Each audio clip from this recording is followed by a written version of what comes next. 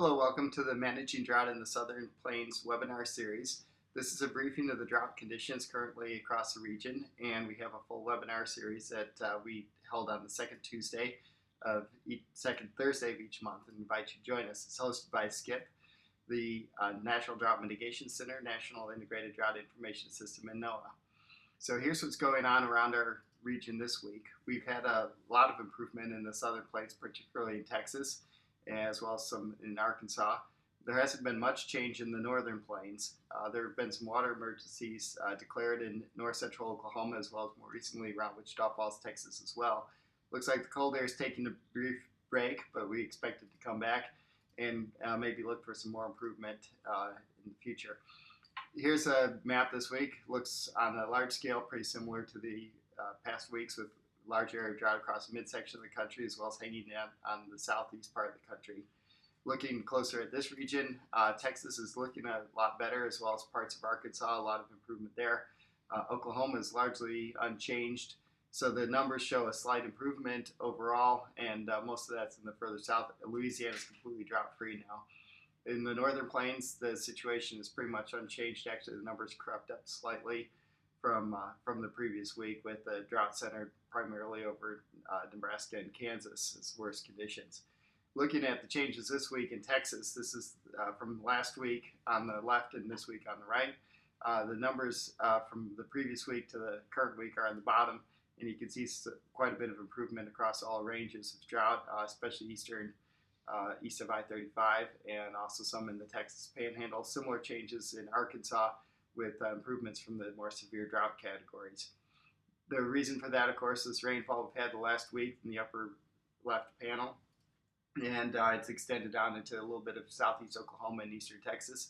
But those long-term deficits still remaining across much of the region. You can see that consistent pattern from Louisiana up towards the northeast, and that's also reflected in the stream flows, which are showing, in some cases, record high flows for this time of year across the southern Appalachians, helping some of the drought conditions in the northern part of Georgia as well, but not much relief in the middle part of the plains.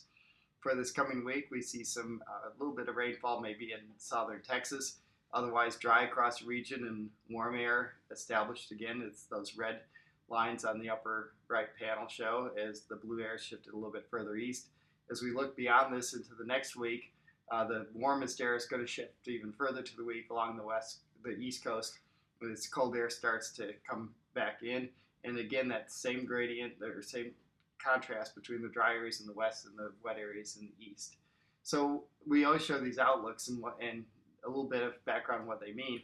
When we show these colors, it doesn't mean that it's necessarily going to be really warm or really dry.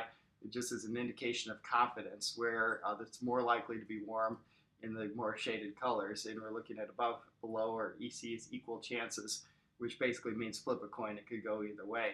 So when we look at this kind of pattern, it doesn't necessarily mean that Texas will be warmer than Kansas. Both are in the probability of being above normal there, but it's just kind of a way of saying they're more certain that it will be warm in Texas during that forecast.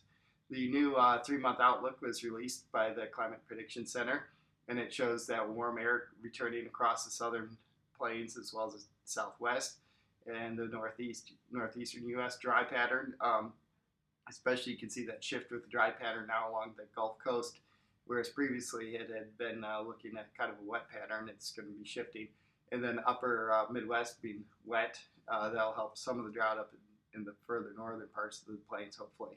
When we see that also reflected in the drought outlook, also updated yesterday. The one on the left is from the previous issue on January 3rd. The one on the right is the current one, and a lot more green in the upper Midwest associated with that area. They're expecting the above normal precipitation, but you can see that drought development and persistence now along the Gulf Coast that has been where it's been relatively drought free, and they've been having abundant rainfall. But as we go into April, they're expecting that dryness to start taking a toll. So as always, we have these resources in a number of places, and our partners are listed here.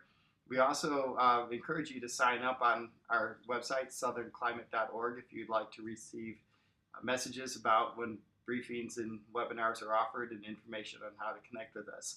We appreciate your involvement, and we look forward to visiting with you again next week, and hope that we can start breaking this. Thank you.